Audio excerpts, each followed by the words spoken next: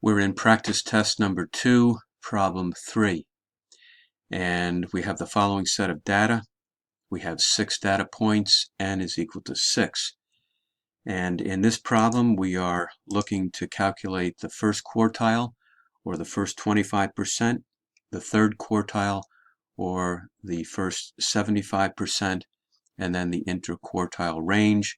And we're going to use those 3 points on the next page in the 5-point summary and the plot of the box plot. So the first step, I step you through the problem here. We arrange the data in increasing order, and that's what we have here. And then we're going to calculate Q1. And we have the formula for Q1, and it is n plus 6. N is 6. N plus 1 is 7. 7 divided by 4. And I get a value of 1.75. I round this to the nearest whole number, which is 2. Now 2 is not Q1. It's the ranked value. Q is equal to the second ranked value.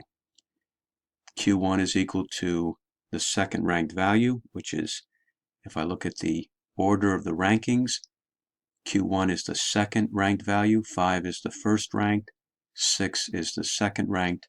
It's the second ranked value from the lowest, and so Q1 is 6. I do a similar thing with Q3.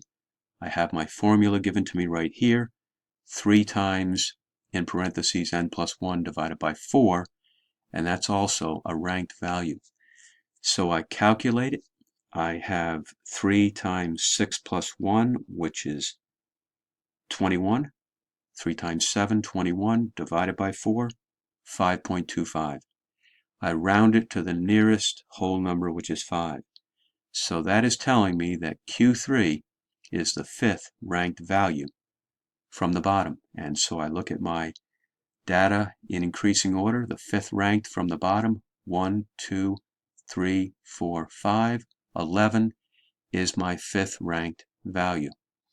So 11 is Q3. The interquartile range is just the difference between Q3 and Q1. 11 minus 6 gives me 5. And now I move over to my last part of the problem here, where I'm going to list the 5-number summary. And these are kind of self-explanatory. The first number in this 5-number summary is the smallest point of the data, which is 5. Then I have Q1, which I found to be 6. The median, I calculated over here. The median is the middle point of the data when it's arranged in increasing order. And in this case, I have 2 points in the middle, 7 plus 9. I take the average of those 2 points, and my median is 8. Q3 I found to be 11, and the largest data point is the 13. And now I use this 5-point summary to construct what's called the box plot at the bottom. And what I have is I have a line with the hash marks. And I want to put the numbers underneath, the whole numbers. I want to put my median somewhere in the middle. And my median is 8, so I'm going to put 8 somewhere close to the middle. And then I'm going to number with increasing numbers to the right, and then I'm going to have decreasing numbers to the left. And then I'm going to construct my box plot on this line chart. I have my median, which I put in the middle. This middle dash, I put a middle dash right here, middle line.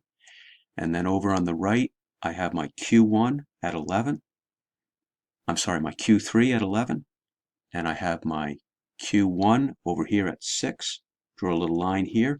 And then I connect these 3 lines with these horizontal lines on the top and the bottom. And this is the center. This is called my box. Over here on the right-hand side, I have my X, that is the largest data point, which is 13. Put a little hash mark here and draw a line to it. And then over on the left-hand side, I have my smallest data point, which is the 5. Draw a little hash mark here with the line connecting it. And so this is what is called a box plot. And it's basically a picture of the data. I can look at it. I can see where my median is. I can see where my Q1 or my 25th percentile is, my Q3 75th percentile, and my lowest and my highest data points of all the data. And so it's a picture, another way of picturing the data.